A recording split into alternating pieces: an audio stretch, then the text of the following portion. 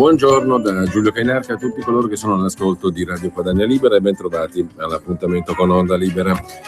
Vediamo subito la prima pagina dell'agenzia ANSA di stamani, che si apre come tutti i quotidiani della mattinata sull'Italicum, la legge elettorale. Renzi scrive una lettera alla stampa, quella che abbiamo letto stamani, la fiducia è un atto di serietà, la lettera al quotidiano torinese del Presidente del Consiglio, strappo con la minoranza del PD, il fantasma della scissione, Bersani che dice questo non è più il mio partito, bagarre dopo la scelta del governo di mettere la fiducia sulla legge elettorale, l'opposizione insorge, grida di fascisti, il lancio dei crisantemi, la morte della democrazia, oggi il primo voto di fiducia, domani gli altri due. Solo nel 1953 fu posta la fiducia sulla cosiddetta legge truffa.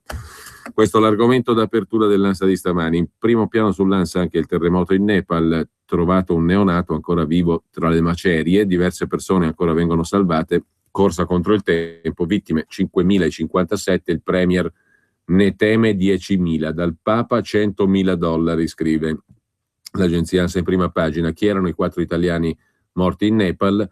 3 erano trentini, Renzo Benedetti, Marco Poier e Oscar Piazza, che faceva parte della spedizione di 4 speleologi. Nel gruppo dei morti anche Gigliola Marcinelli, medico anestesista esperta nel soccorso.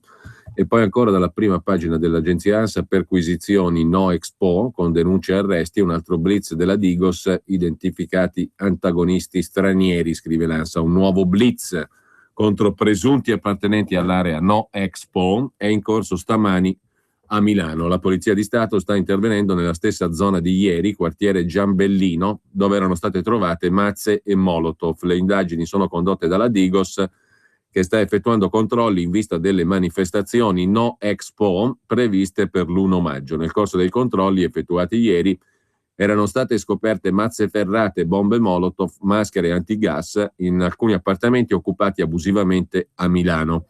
25 attivisti, 6 italiani, 19 tra francesi e tedeschi, sono stati denunciati. Uno tedesco è stato arrestato. Accertamenti e perquisizioni sono stati eseguiti nel quartiere Giambellino, già al centro di tensioni nei mesi scorsi per la questione degli sfratti.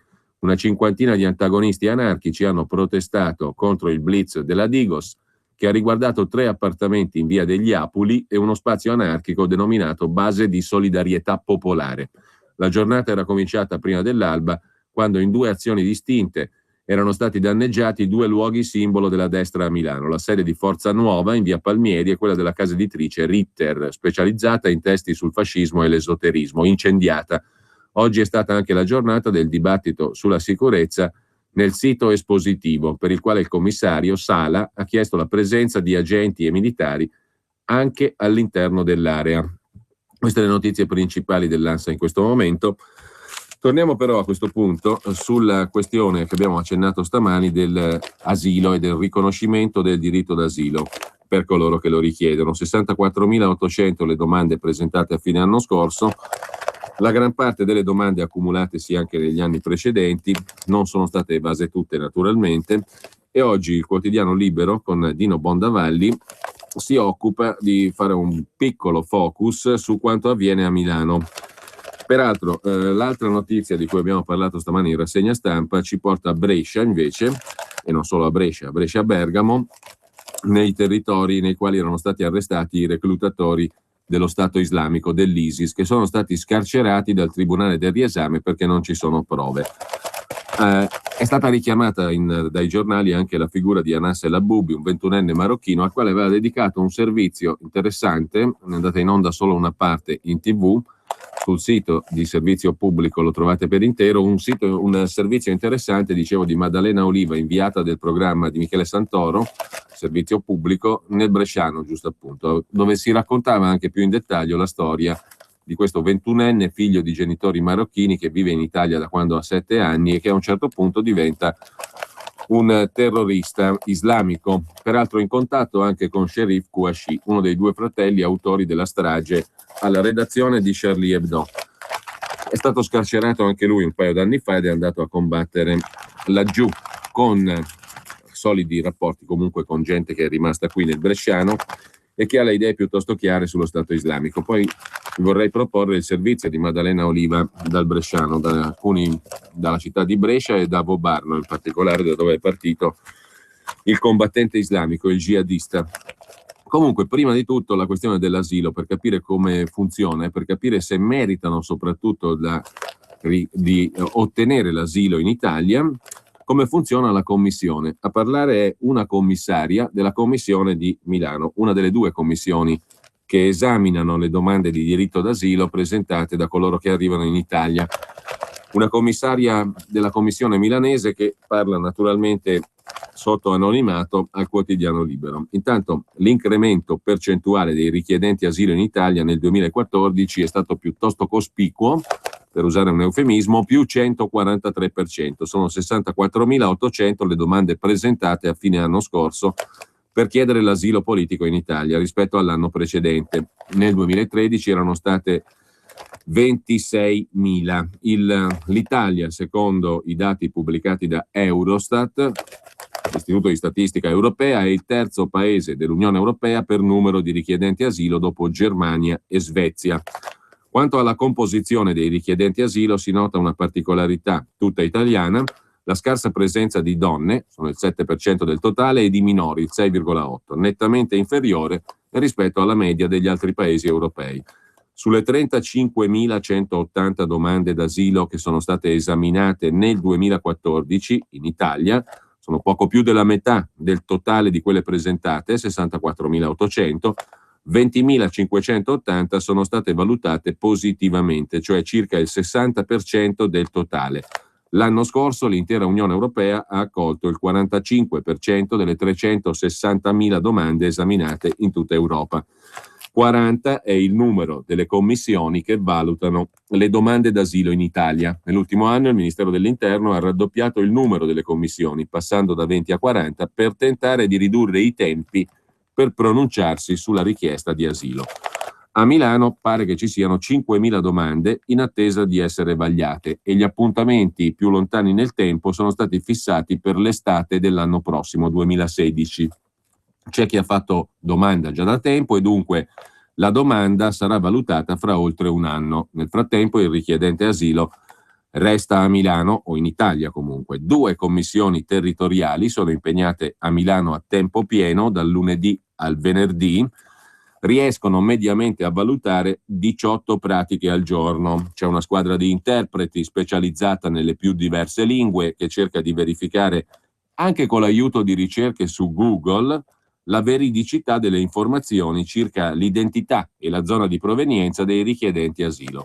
Per capire se meritano l'asilo cerchiamo notizie su Google, titola con una certa ironia oggi Libero l'articolo di Dino Bondavalli a pagina 10 che fa il punto sulla situazione perlomeno a Milano. Lì in Italia ci sono 64.800 persone in attesa che la loro domanda d'asilo politico sia valutata.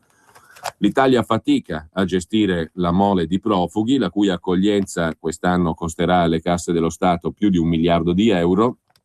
Tra le piazze più sotto pressione c'è quella di Milano. Nel capoluogo lombardo il numero di richieste è tale che dopo l'attivazione nel mese di marzo di una seconda commissione territoriale a sostegno di quella che era già operativa, le 2 commissioni sono state trasferite dalla prefettura nel più spazioso Palazzo Erba Odescalchi, un edificio storico a pochi passi dal Duomo, dove le 2 commissioni che esaminano le richieste d'asilo occupano un intero piano.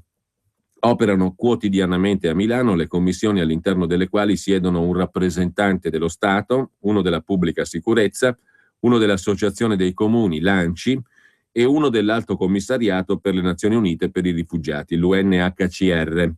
Sono loro, con l'aiuto degli interpreti, che affiancano di volta in volta chi ha presentato la domanda di asilo politico, sono loro a cercare di capire se queste persone siano effettivamente chi dichiarano di essere o se invece siano degli impostori. Il compito è difficile, molto difficile, e lo racconta oggi al quotidiano Libero appunto un membro della commissione che preferisce per ragioni di opportunità mantenere l'anonimato. Cosa racconta questa commissaria, una dei commissari addetti alla valutazione delle richieste d'asilo? Le difficoltà sono molte, dice la commissaria. Innanzitutto c'è il fatto che praticamente nessuno degli immigrati che presentano domanda d'asilo è in possesso di documenti di identità. La verifica delle generalità avviene con sistemi ben lontani da quelli che si potrebbero immaginare escluso qualsiasi ricorso all'ambasciata o alla rappresentanza consolare del paese da cui il profugo dichiara di provenire, perché trattandosi di persone che dichiarano di essere in pericolo di vita, afferma la commissaria interpellata da Libero, non possiamo utilizzare questo canale perché li si esporrebbe a un rischio. E allora quali sono gli indicatori più importanti per cercare di capire chi si ha di fronte e se chi si ha di fronte dice la verità? Gli indicatori sono intanto la lingua o il dialetto parlati dal profugo, i dettagli che emergono dal suo racconto riguardo la fuga, il viaggio che l'ha condotto fino in Italia o la sua storia familiare. Insomma, ci si basa, spiega la commissaria di una delle 2 commissioni milanesi deputate a vagliare le richieste d'asilo, ci si basa sulla lingua come indicatore della zona di provenienza. Dopodiché si fanno una serie di domande che consentono alla persona di dare contezza del luogo da cui è fuggita, verificando anche attraverso ricerche su Google che le risposte siano corrispondenti alla realtà. Mettiamo che una persona dichiari di essere fuggita da una cittadina del Mali in cui è in corso la guerra. Le si chiederà di raccontare di quel luogo e poi si cercheranno riscontri anche su internet. Quanto ai paesi d'origine, scordatevi la Siria o la Libia. Vediamo soprattutto persone, dice la commissaria, che dichiarano di arrivare dal Mali, dalla Nigeria, dalla Costa d'Avorio, dal Pakistan, dal Bangladesh. Pochissimi i siriani ed i libici non ne sono mai arrivati, dice la commissaria, che fa parte di una delle 2 commissioni che a Milano si occupano dell'esame delle richieste d'asilo. Come poi vadano a finire le cose è presto detto.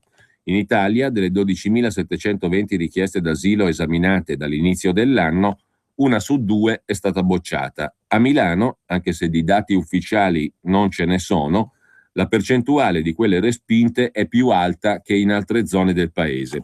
Ci sono giorni in cui nemmeno una domanda viene accolta, dice la commissaria della commissione territoriale. Il dato è sconcertante, commenta Dino Bondavalli su Libero, soprattutto se si pensa che ogni profugo, a dispetto della legge che fissa in 3 settimane il termine entro il quale valutare la domanda d'asilo, rimane a carico delle finanze pubbliche per ben più di un anno, al modico costo di 1.000-1.200 euro al mese.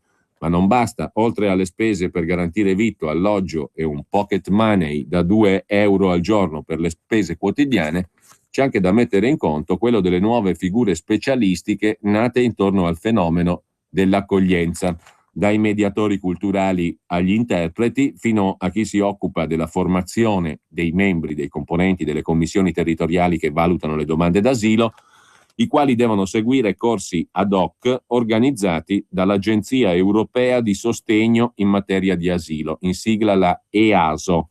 Poi c'è l'indotto del settore che comunque è notevole, l'avvocato di ufficio e via dicendo. E nel corso dell'ultimo anno, con l'allungamento dei tempi necessari per rispondere alle domande d'asilo, il peso sui conti pubblici è ulteriormente aumentato. A partire dal fatto che poi la questione è alla radice che non si sa chi hai di fronte, ovviamente. Hai una persona che dichiara di essere XY, di venire da XYZ, ma nessuno degli immigrati che presentano domanda d'asilo è in possesso di documenti di identità.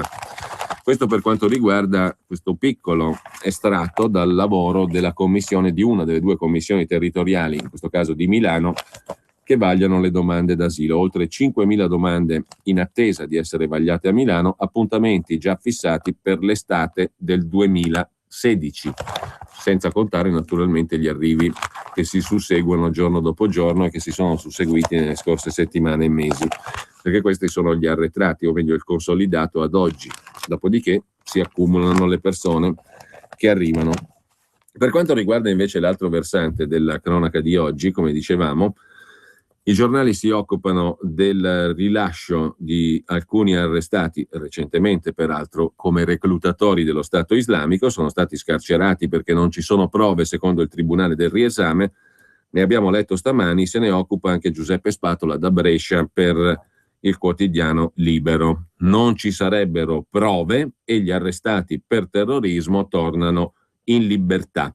Così come aveva già deciso 2 anni fa, nel 2013, dopo il primo arresto per terrorismo di Anas El Aboubi, il ragazzo marocchino 21enne cresciuto a Vobarno nelle valli bresciane, di cui si è persa ogni traccia dopo che è partito per il Jihad, per la guerra santa in Siria, così come aveva già deciso 2 anni fa. Dunque il Tribunale del Riesame di Brescia ha liberato Elvis Elezi, albanese, concedendo gli arresti domiciliari a El Mahdi Khalili, del quale peraltro Servizio Pubblico, il sito di Servizio Pubblico, pubblica anche il secondo testo di propaganda dello Stato islamico in italiano, un testo scritto interamente in italiano proprio da El Mahdi Khalili, che è il giovane rilasciato ieri dal Tribunale del Riesame di Brescia, o meglio, messo dal carcere agli arresti domiciliari. Erano stati entrambi arrestati, l'albanese Elvis Elezi e El Mahdi Khalili, il 25 marzo scorso dalla Digos per arruolamento con finalità di terrorismo islamico e per apologia dello Stato islamico. Khalili è anche l'autore del secondo testo di propaganda in italiano, che si intitola sommariamente "Il califfato è valido oppure no?", con tutte le spiegazioni coraniche dei detti del profeta all'interno. È un documento di propaganda dello Stato islamico, tutto scritto in italiano, testo caricato su internet lo scorso 3 dicembre e, secondo gli investigatori, redatto proprio da questo El Mahdi Khalili, giovane italo-marocchino, finito in manette nell'operazione denominata Balkan Connection, ma messo ai domiciliari ieri dal Tribunale del Riesame di Brescia. Il documento è proposto integralmente sul sito di Servizio Pubblico, firmato il vostro fratello in Allah, Mehdi. La stessa firma incalcia un altro documento, Lo Stato Islamico, una realtà che ti vorrebbe comunicare, per il quale Khalili era stato incarcerato e messo ieri ai domiciliari, mentre l'albanese Elvis Elezi è stato messo in libertà ieri dal Tribunale di Brescia, dopo l'arresto il 25 marzo scorso dalla Digos. Ne parliamo tra poco. Amore, la mucca parla. Chi parla? La mucca.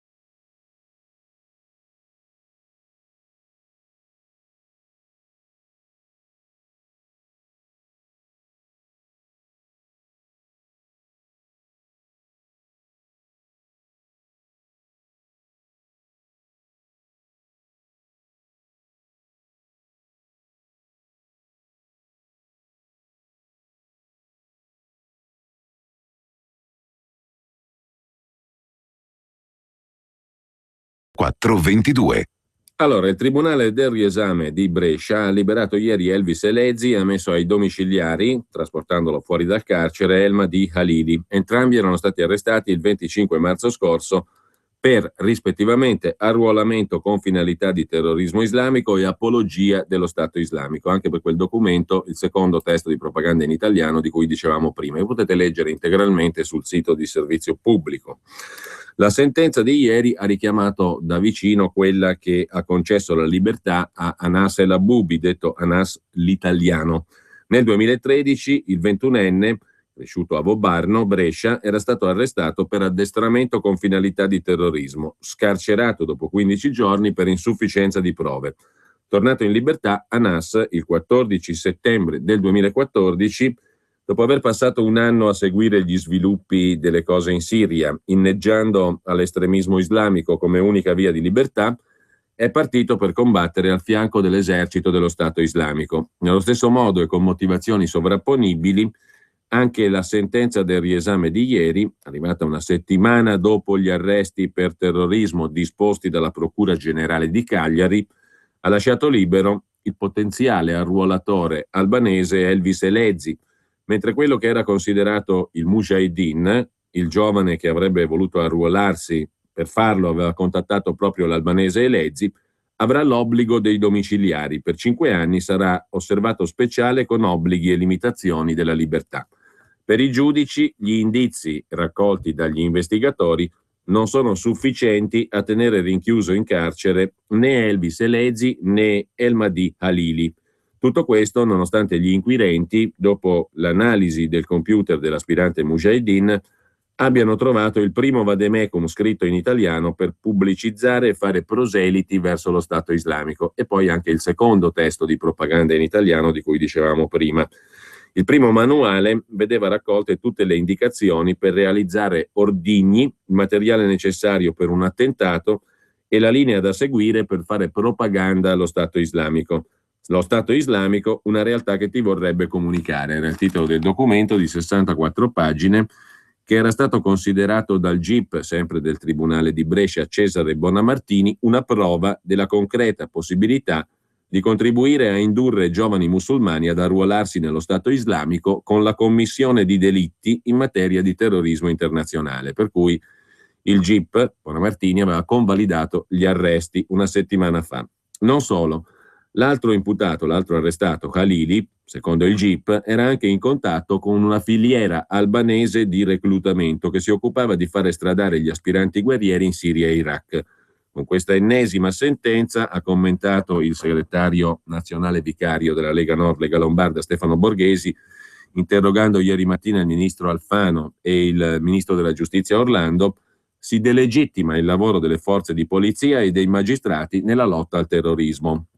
In questo senso Lega Nord e i deputati di Fratelli d'Italia hanno chiesto al governo norme speciali per moschee e luoghi di culto islamici che rispecchino la legge varata recentemente dal Consiglio regionale lombardo, in cui è previsto anche l'obbligo di predicare in italiano. Tra l'altro proprio in Lombardia, ricordo ancora Libero, nei giorni scorsi è esploso il caso dell'imam di Bergamo, arrestato per terrorismo, che pur condannando il modo di vivere all'occidentale, è l'imam intervistato stamani da Repubblica, era attentissimo a sfruttare ogni occasione per avere fondi e aiuti offerti dalla regione Lombardia. Hafiz Muhammad Zulfikal, l'imam arrestato a Bergamo appunto, tra Bergamo e Brescia era operativo, ha ottenuto per anni i sussidi come nulla tenente, poi gestiva milioni di euro per il jihad, ma questo è un altro paio di maniche. Il predicatore che si definiva fratello di Bin Laden, ma lui dice di no, perché Al-Qaeda secondo lui significava un'interpretazione coranica,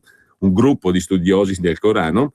Il predicatore dunque per almeno 2 anni ha ritirato in comune il contributo per l'affitto della regione Lombardia, 1.457 euro nel 2011 e altri 1.051 nel 2012, che si aggiungono ai 400 euro all'anno risparmiati su libri e corredi scolastici dei suoi 8 figli, scrive Libero stamani. Ma a proposito della rete, diciamo così, il documento di propaganda dello Stato islamico in italiano è un documento scritto, ci sono anche messaggi naturalmente e video che sono rivolti non solo ai combattenti in Italia ma anche a quelli in Francia o in Gran Bretagna. Sono parte dello stesso disegno, diciamo così, dello stesso network, se vogliamo semplificare le cose.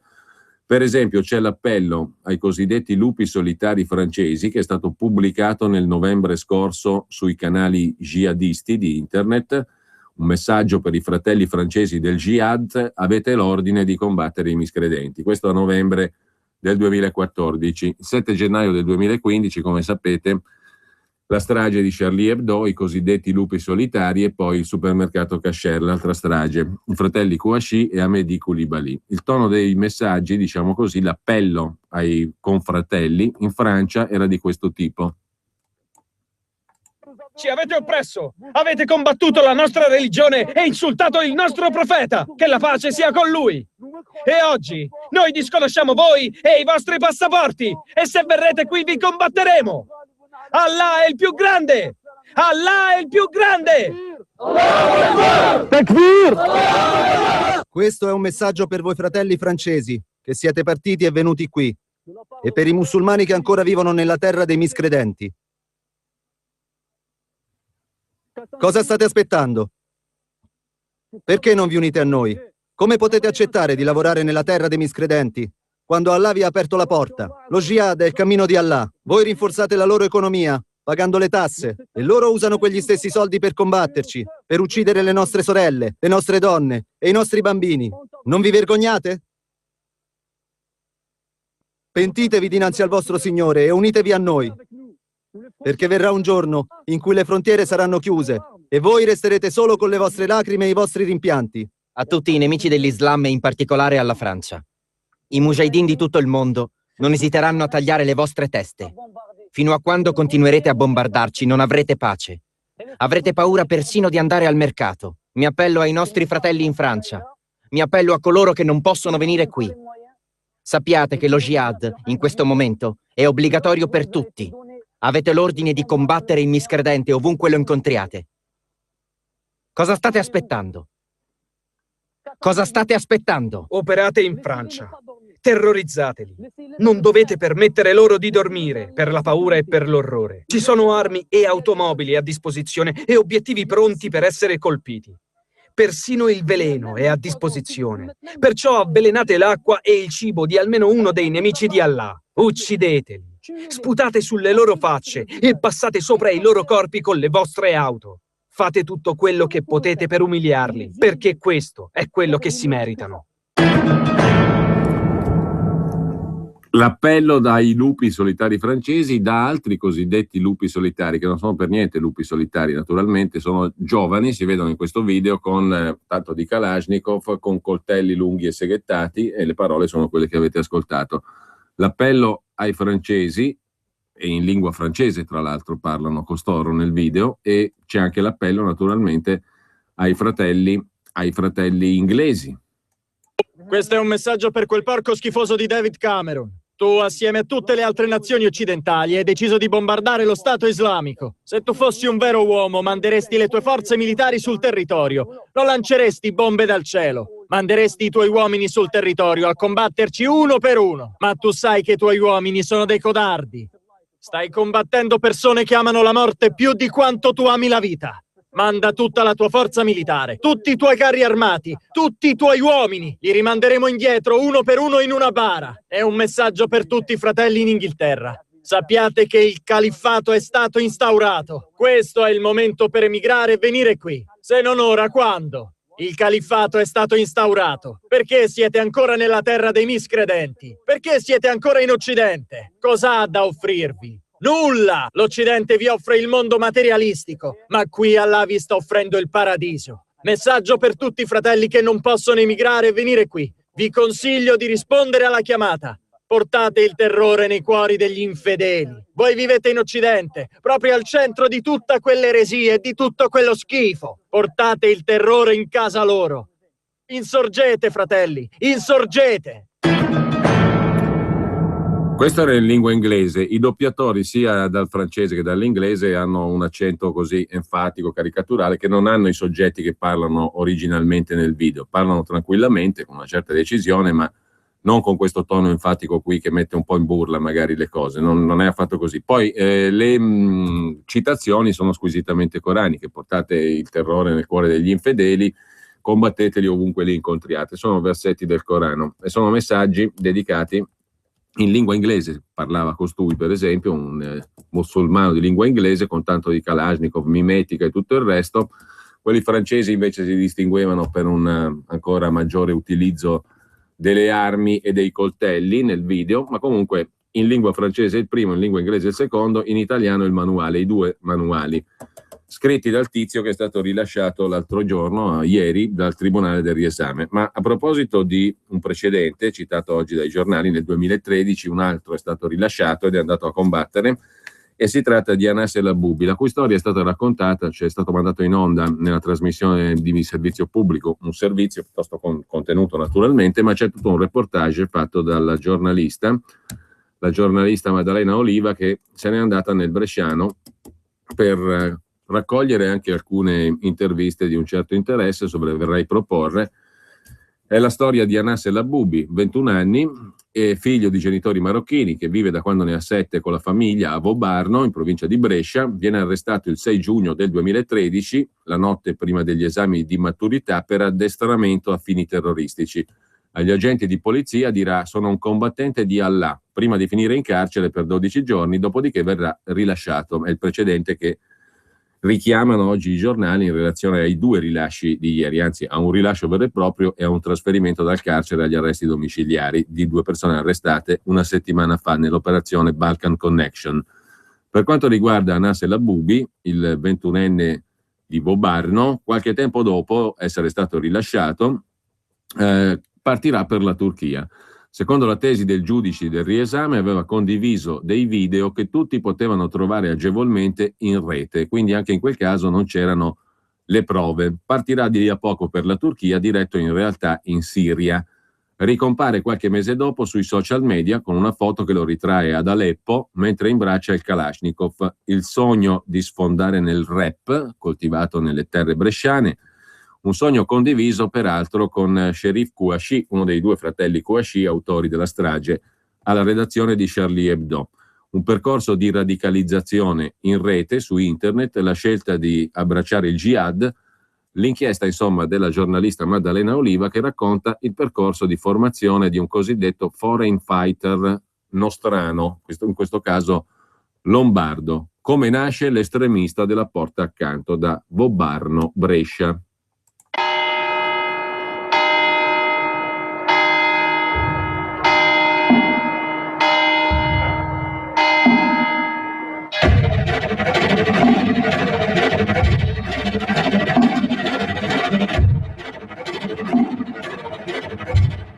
Salve, scusate, possiamo disturbarvi 30 secondi? No. Posso lasciare il volantino senza parlare e scappare? No, ok, grazie. va bene, grazie. La comunità islamica Valsabbina propone, diciamo, un'idea diversa rispetto a quella dell'ISIS, molto diversa, all'opposto. Oggi ci sarà un incontro all'oratorio dove la comunità islamica di Valsabbina spiega la propria posizione a proposito dei crimini dell'ISIS. Se vi interessa... Anche a me che vengo anch'io. Grazie mille. Io vengo a manifestare contro l'Islam. Contro l'Islam perché? Adesso fa terrorismo dappertutto. E voi lo fate diventare Africa l'Italia, avete capito? Io sono nata qui, sono pure italiana. Mia figlia per esempio va a lavorare, prende 6 euro all'ora e va a pulire i gabinetti, fa quelle cose lì, perché non trova lavoro. Ha 49 anni e devo ancora mantenerla. Non è vale, è verità questa qua. Se mia figlia non va, prende lo straniero che prende anche 6 euro. E allora deve accontentarsi anche mia figlia a prendere i 6 euro. Oggi praticamente faremo un incontro. Dopo le 9 non posso. Beh, qui non c'è tanta gente che esce infatti la sera. Perché hanno paura. Hanno paura? A Vobarno iscritti solo al comune ce ne sono 1745 di extracomunitari. Ma a me non mi tira fuori niente da nessuno dalla testa che il minimo sono 2500 a Vobarno. Però ad esempio le ragazze... Perché specialmente quando hanno ucciso quello che faceva il macellaio. Sì, ma i macellai non sanno chi l'ha ucciso. Ma neanche gli altri. Sono troppi, cioè, non ne abbiamo neanche per noi.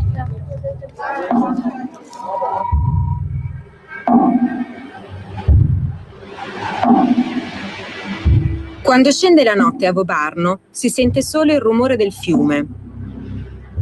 In questo piccolo paesino in mezzo alle valli bresciane le strade sono vuote, o quasi.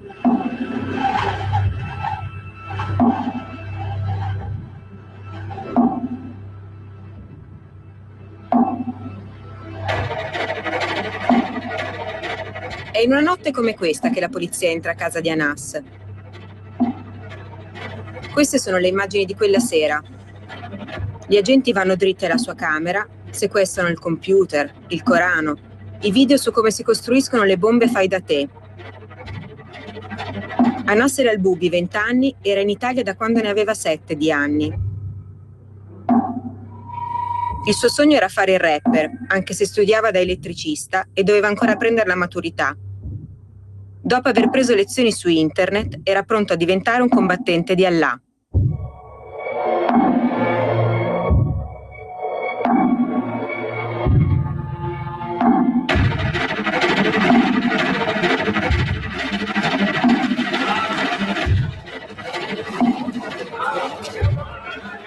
Perché non venite anche voi? Perché secondo me sull'acqua tempia secca, che ci allaghiamo i bar.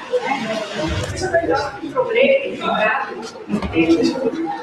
E il dialogo secondo lei anche con la comunità straniera non è un problema? Loro dovevano integrarsi con noi, non noi.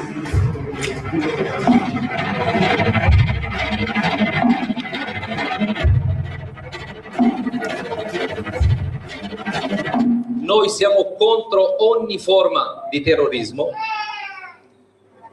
Terrorismo di Stato, terrorismo di individui, terrorismo di organizzazioni, tutto. Il pensiero comune è che questi musulmani vogliono tanto fare gli ipocriti, ma in realtà quelli veri sono quelli che sono con l'ISIS. L'ISIS, i primi che attacca siamo noi. Chiamatelo qualcos'altro, non chiamatelo Stato Islamico, perché non mi rappresenta. Quella violenza non mi rappresenta. Questo era un incontro stasera aperto alla cittadinanza bobarnese. Quante persone sono venute qui senza essere membri della comunità islamica?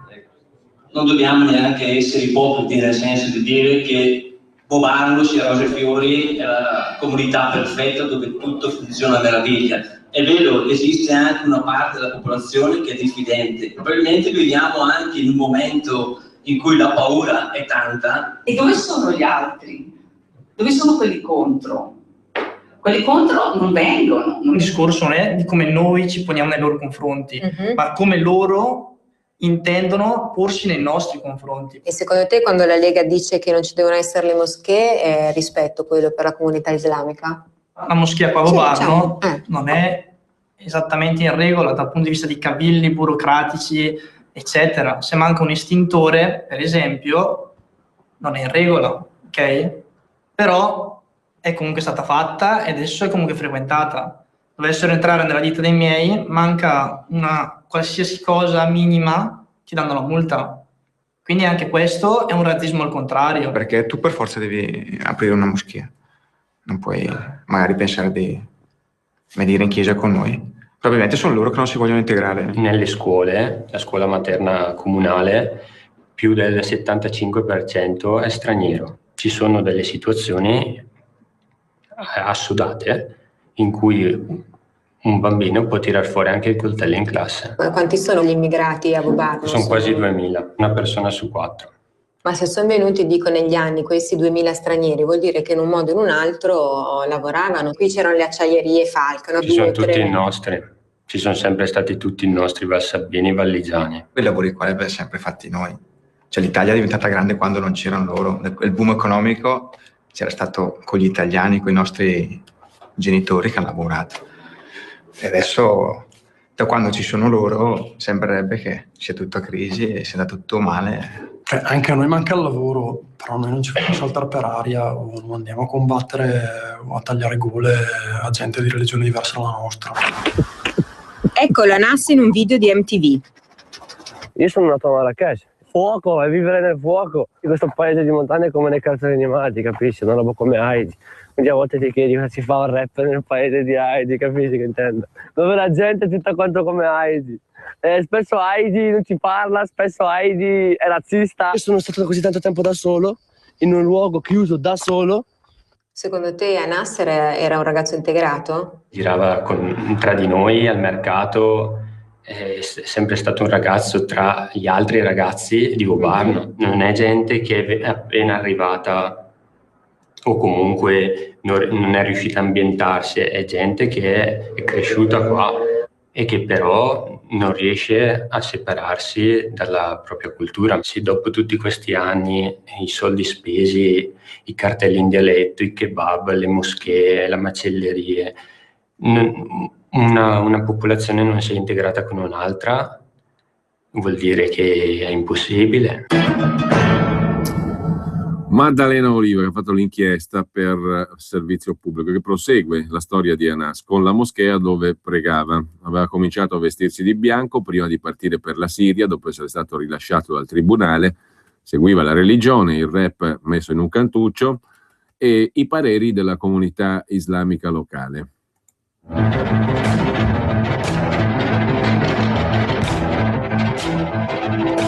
Aveva cominciato a vestirsi di bianco, Anas, prima di essere arrestato.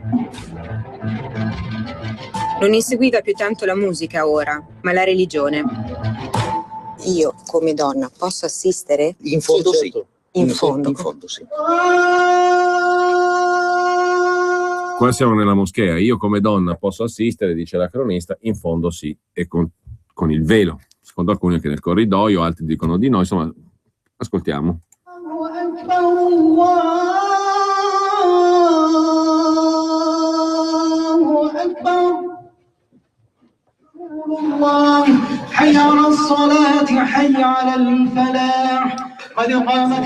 Le donne che entrano tutte in moschea, bisogna tenere il velo, perché sennò gli angeli non entrano.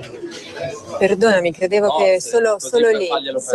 È un giovane che sta parlando alla cronista e dice devi tenere il velo, le donne che entrano in moschea, a parte che devono essere in fondo, separate, e devono tenere il velo perché sennò gli angeli non entrano. No, infatti credevo fosse solo lì, perdonami. No, fino all'uscita. Perdonami. Che devo mettere il velo qui. Comunque. La reazione della giornalista è un po' diversa da quella di Oriana Fallaci davanti a Khomeini. Il velo se lo mette anche nel corridoio, diciamo. No, bisogna capire, là è la moschea. Là è la moschea. Qua è libero. Quel ragazzo prima mi diceva che devo tenere il velo anche nel corridoio. Perché ci sono queste interpretazioni? Soprattutto perché tutti questi ragazzi sono nati qui, possiamo dire, non sanno niente così. Vanno sempre a cercare delle cose sbagliate su internet. Certi ragazzi, specialmente quel ragazzino lì che si chiamava Anas, manco l'arabo lo conosce molto bene. Il problema estremismo nasce dall'ignoranza, uno. Seconda cosa, dai disagi sociali oppure dall'emarginazione. La cosa che si sente di più è di farne qualcosa di spettacolare per venire più verso la retta via, ma da lì va verso l'estremismo. Come facciamo? Noi col dialogo insegnargli la religione giusta. Dopo aspetta anche la società, a quelli che governano, di attuare dei progetti di inclusione, non di esclusione. Anas resta in carcere 12 giorni, poi viene rilasciato. Secondo i giudici ha condiviso video, come questo che siamo riusciti a recuperare, che tutti potevano vedere e fare. Sono stato discriminato per il mio credo, scrive Anas su internet. Pensavano di terrorizzarmi con la prigionia, ma è solo una volta fuori che Anas parte in nome della Sharia. Chi rappresenta l'Occidente ha avuto un atteggiamento troppo egemonico e superiore nei confronti di chi non vuole abbandonare le sue tradizioni, i suoi costumi, le sue abitudini, la sua lingua. E nella società vieni tutti i giorni isolato, sconsiderato, scoraggiato, intimidito, solo perché l'Europa vuole rappresentare quell'attuale modello di sviluppo planetario a cui tutti si devono sottomettere. Obama ha riproposto il suo piano per un New Deal che abbia come asse portante il radicamento della democrazia, il radicamento della democrazia, il radicamento della democrazia, il radicamento della democrazia, il radicamento della democrazia, il radicamento della democrazia. Questo era il video montato da Anas El Aboubi. Russa, posso parlarti un attimo? Dica. Te e Anas eravate molto amici. Sì. Perché secondo te Anas è partito? Se Anas è andato, ha preso la sua decisione. Hai mai pensato di andarci tu? Le devo dire a lei cosa fa. Il blog Sharia for Italy.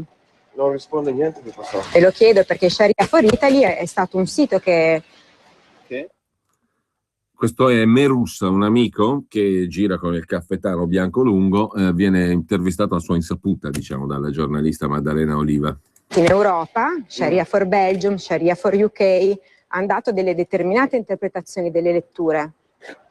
Determinate interpretazioni. Ci sono dei video. Io ho visto questo blog, sì. Sì, ho visto questo blog. Ho visto i libri che sono stati pubblicati dentro sulle 44 vie per convertire i miscredenti. Ho visto i video che sono stati postati su questo blog. Voglio solamente chiederti, visto che so che con Anas scrivevi su questo blog, ci sono alcuni post che sono firmati da te, Anas. Sul blog? Dunque, questo significa che anche io c'entro su questo blog? No, non ti sto dicendo questo. Voglio sapere tu come pensi di questo. Cosa pensi di questo? Io non Cosa pensi di ho mai visto questo blog, non sono mai entrato. e non so niente. E a quel tempo ero in Danimarca, come ho detto sempre. Dopo la pubblicità, l'altra parte del colloquio di Maddalena Oliva per servizio pubblico con Merussa, esponente della comunità musulmana di Vobarno e amico di Anas El Aboubi, di cui il servizio ricostruisce un po' la storia. Per ogni modo di vivere la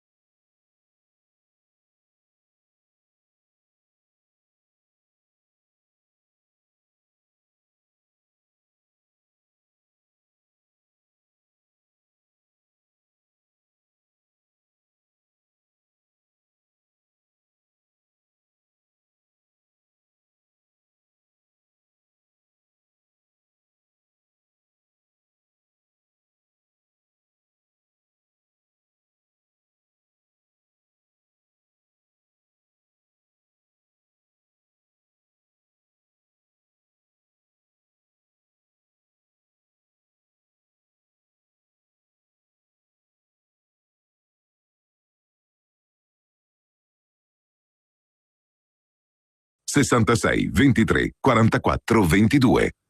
E torniamo al servizio di Maddalena Oliva per Servizio Pubblico da Vobarno, Brescia, sulla storia di Anas El Aboubi, il jihadista della Porta Accanto, il giovane jihadista partito per combattere in nome di Allah da Vobarno, Brescia. Qui a colloquio la giornalista con Merussa, amico di Anas, che a un certo punto dirà: lo Stato islamico è una bella cosa. Dunque lei ha detto che sono nel blog di Sharia for 4, non so come chiamarlo. Sharia for ci sono anche le mie tracce, dice.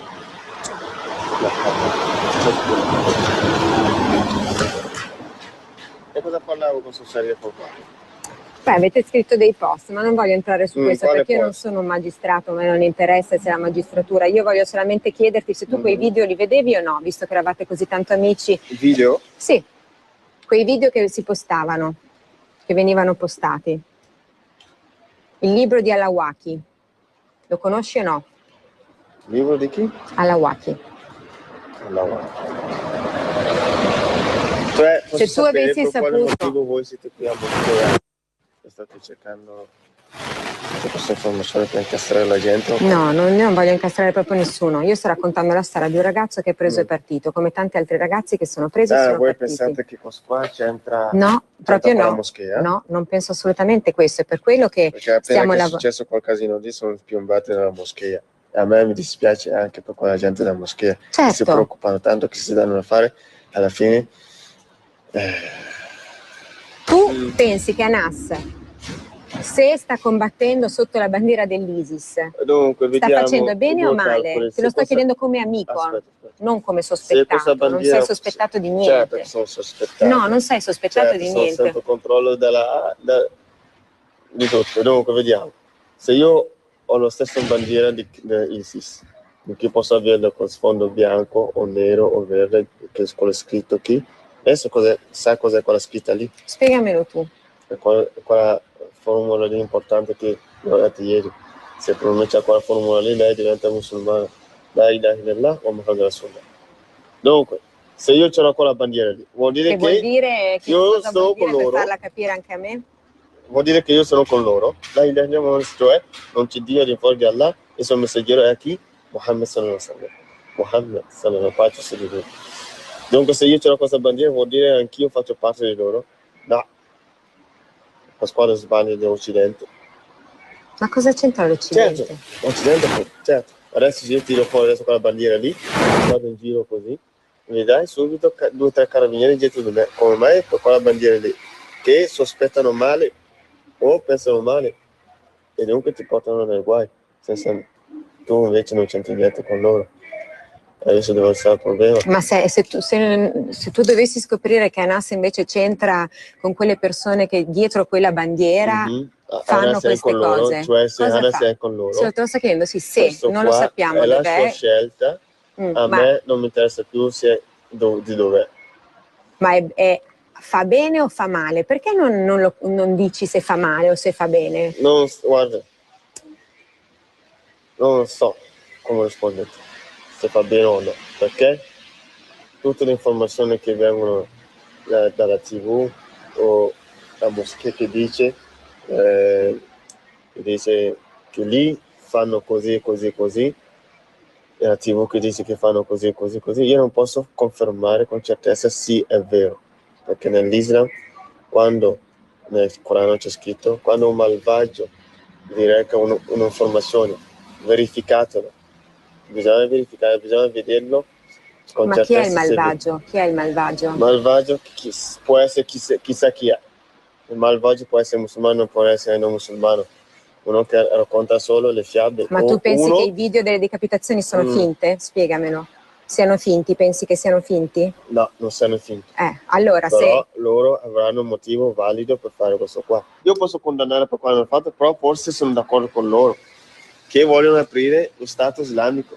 È una bella cosa lo Stato islamico, perché c'è la Sharia islamica. Non c'è la Sharia islamica? Sì, certo. Ci sono leggi islamiche. Dunque ci deve essere anche uno Stato islamico dove vengono applicate queste leggi di Allah. Lega. Flagellate la fornicatrice e il fornicatore, ciascuno con 100 colpi di frusta. E non vi impietosite nell'applicazione della religione di Allah, se credete in lui e nell'ultimo giorno. Flagellate la fornicatrice, è scritto così. Invece se io voglio applicare questo qua, qui in Italia non posso, perché non c'è questa legge qui.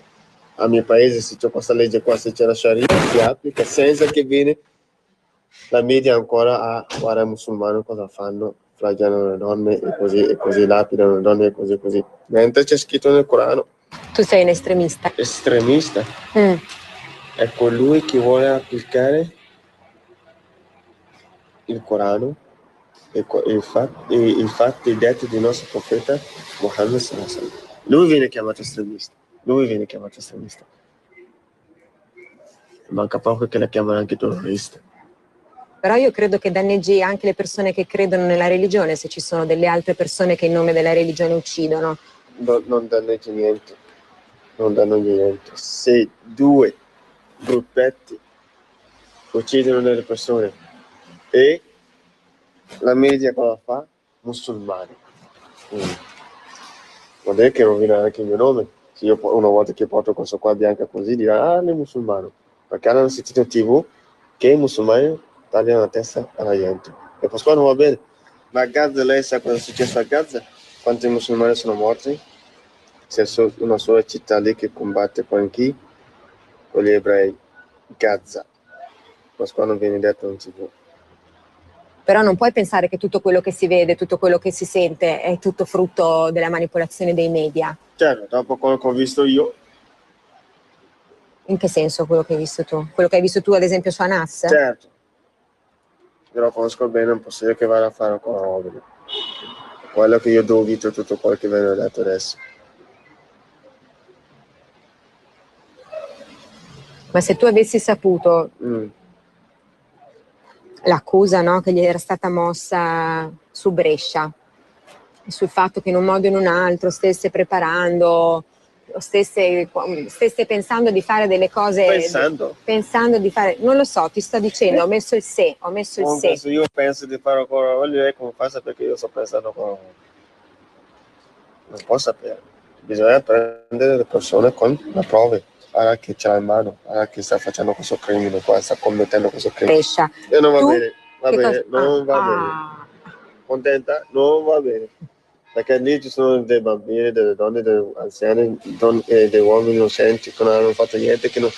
Per quale motivo dovrebbe anche farlo? Perché cosa c'è a Brescia? Non ho capito io. No. Non ne avete mai parlato però, no? Non ne avete mai parlato, mi hai detto che eri in Danimarca. Appunto, non faccio sapere io.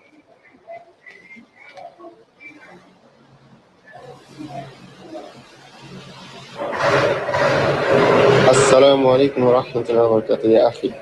Tieni. Elimina. Sono qui.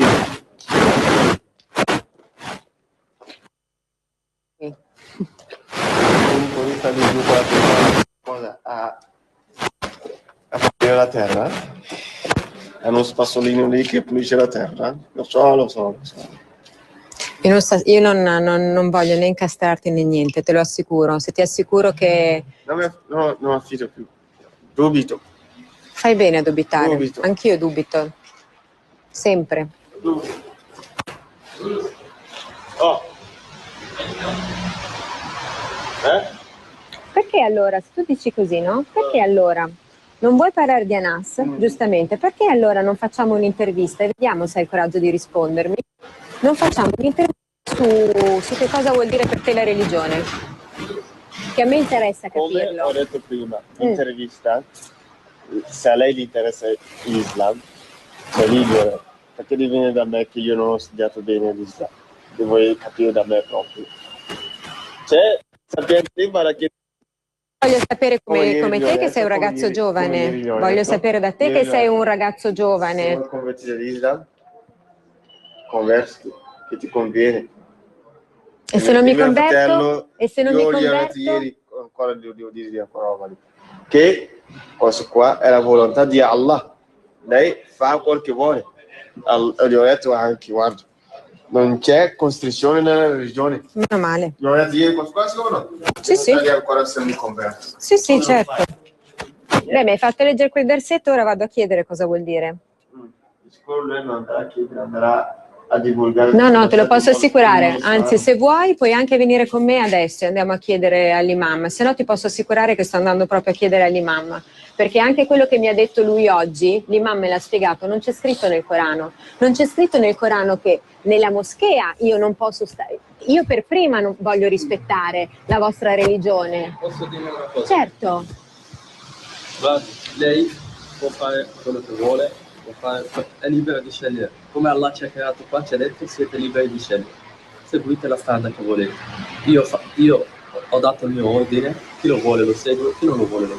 Questo è Allah, questo è il creatore che ha detto queste cose qui. Quindi perché noi dobbiamo stare lì a pensare se noi siamo obbligati a fare una cosa o non a fare una cosa? Stai attento, possono registrarti nascosto. In che senso è obbligato o non obbligato? Ascolti, voglio dirle che quello che le ho detto oggi io in moschea, di mettere il velo, era solo perché noi dobbiamo rispettarci a vicenda, giusto? Certo, infatti io mi sono per prima posta il problema di mettermi il lì, velo. infatti io volevo solo spiegargli questa cosa o dargli un consiglio a tutto là.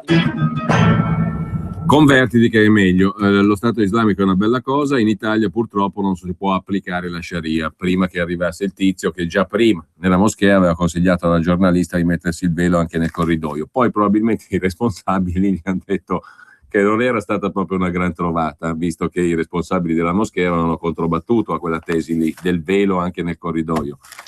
Un dettaglio per capire che poi questo ritorna e dice: ha capito che la giornalista sta facendo il servizio e quindi interrompe il colloquio con l'amico di Anas con cui la giornalista stava parlando prima, il quale le aveva detto più esplicitamente che lo dice il Corano, che lo Stato islamico è una bella cosa e che in Italia purtroppo non si può applicare la Sharia, che prevede di lapidare la fornicatrice e via dicendo, l'esempio che faceva prima. Istruttiva la chiacchierata, adesso concludiamo con la storia di Anas, raccontata sempre da Maddalena Oliva in questo servizio fatto da Vobarno Brescia. Dopo essere stato arrestato e rilasciato, Anas parte per la Siria, dall'Italia, come lui tanti altri ragazzi. 3.000 tra Francia, Germania e Inghilterra. Eccolo Anas mentre imbraccia il Kalashnikov, fotografato ad Aleppo in Siria. Giri con una tipa piata e paura di viso. Io con 30 donne come un musulmano in paradiso. Ti senti figo perché ho un tatuaggio. Continuano invece a ritrovarsi, come ogni sera a Brescia, i suoi amici. Noi siamo i rapper, diciamo, rappresentiamo un qualcosa venuto dall'estero, no? Perché già il rap rappresenta già di cultura da dove sei e chi sei, no? Abbiamo un esemplare dell'est. Tu sei? Sono nato in Moldavia, sono qua da 3 anni. Sei venuto da solo o con la famiglia? Con mia mamma solo. E cosa fa? Fa le ore, tipo pulisce, tipo. Tu sei nato qua, Alberto? Sì, mio padre è italiano, mia mamma è dominicana. Mio papà è di Salerno, costiera amalfitana, e mia mamma marocchina. Ci sono certi ragazzi della nostra età che tipo, non so, hanno i soldi del papà, così se hanno tutto già pronto, no? Fai 5 anni di scuola, studi e dopo vai a cercare lavoro e non lo trovi. Rimani proprio di merda. Quelli che voi chiamate figli di papà, anche loro stanno inguaiati. Siamo più o meno nella stessa barca, solo chi ha la possibilità di fare qualcosa la fa. Gli arriva la pila a fine mese, sì, è tutto facile. Rispetto ai tuoi coetanei ti manca qualcosa? No, non mi manca niente. L'unica cosa che mi dispiace è che, diciamo, erano i nostri genitori che hanno sofferto e sentito questo impatto più di noi. Fino alla terza media, diciamo, non incontri grandi problemi, anche perché sei piccolo e anche se ci sono le diversità non riesci a notarle perché sei ancora piccolo. Quando passi dalla media e arrivi alle superiori, e non passare dal mio corridoio, non passare davanti alla mia classe, tu chi sei, ma cosa vuoi, da nulla. Sono ragazzi rasati, i classici di cultura razzista, diciamo, no? E lì ti forgi perché ci sono i veri e propri scontri, le risse. Diciamo, ci sono questi scontri, questo bullismo razziale. Non è bullismo classico, è un bullismo razziale, marocchino. Quindi capisci che il segnale che vogliono mandarti non è marocchino perché tu sei marocchino, è il segnale di marocchino, che sei un qualcosa di sottovalutato, qualcosa di meno, qualcosa di negativo. 20 anni fa era quasi simbolo di un'offesa.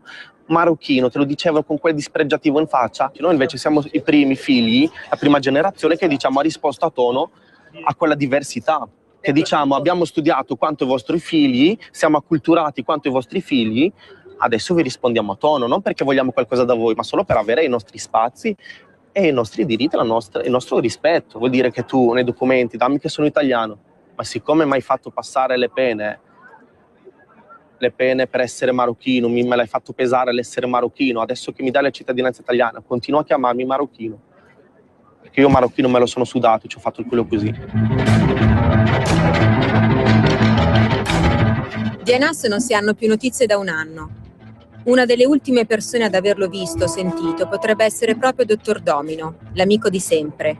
Anche lui rapper, anche lui arrivato da piccolo con la famiglia da Marrakesh. Quello che sta facendo per lui, come potrebbe essere anche per molti altri, è un'idea positiva comunque, in tutto sommato è un'idea positiva, perché sta andando a difendere un paese che ha bisogno di aiuto. Lui aveva intenzione di fare, da quello che ho capito anche dagli articoli di giornale, di fare qualche attentato, qualcosa del genere qui a Brescia, ed è una cosa che io personalmente non condivido con lui, ok? Nonostante sia un mio amico. È quello un parlato? No, non mi aveva parlato in grandi linee, sapevo che aveva un certo tipo di riferimenti, ma comunque... Tipo, cosa vuol dire avere questi riferimenti? Sì, ma ci sono delle cose che non te le posso dire. Certo che puoi dirle. No, non posso dirle, no. Certo, no, perché che devi sono cose dirle. illegali.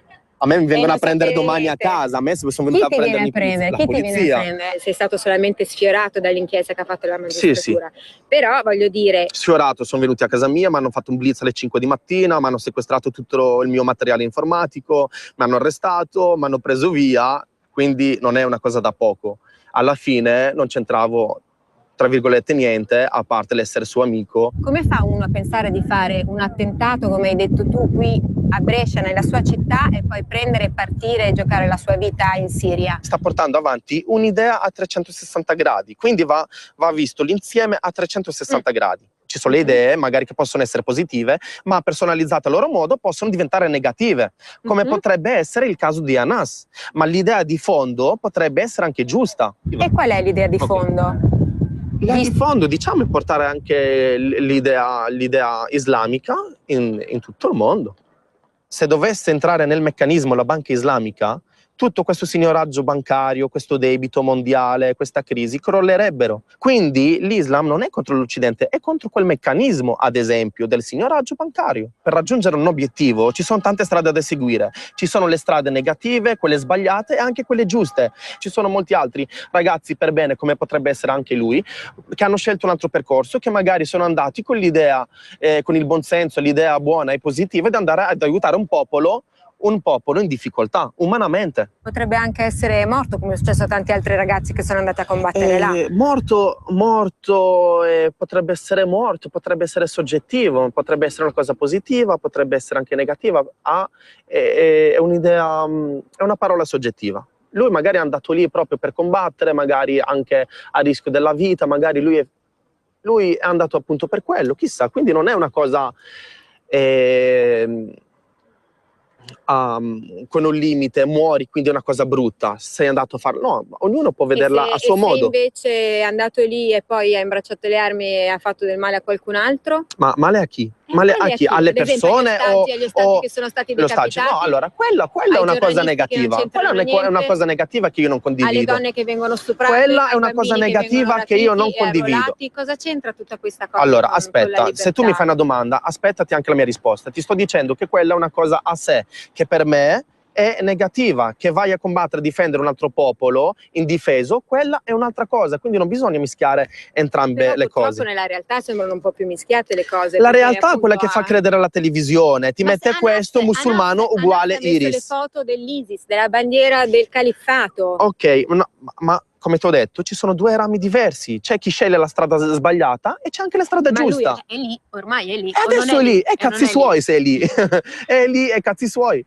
E te non te ne frega niente, non ti viene non ti viene il buco nello stomaco. Buco stomaco per cosa? Se per lui è una cosa che voleva fare, per lui era una cosa positiva. Dimmi perché tu non l'hai fatto. Come? Perché non l'ho fatto? Io non l'ho fatto perché non sono arrivato a quel punto di poter aiutare un lontano indifeso. Non ho ancora avuto la possibilità di andarci e di aiutare, diciamo, il prossimo. E non vogliono che sua moglie porti il velo, non vogliono che lui venerdì vada in moschea. E allora cosa vuol dire questo qua? Vuol dire che tu gli stai togliendo la nazionalità da dove lui è arrivato.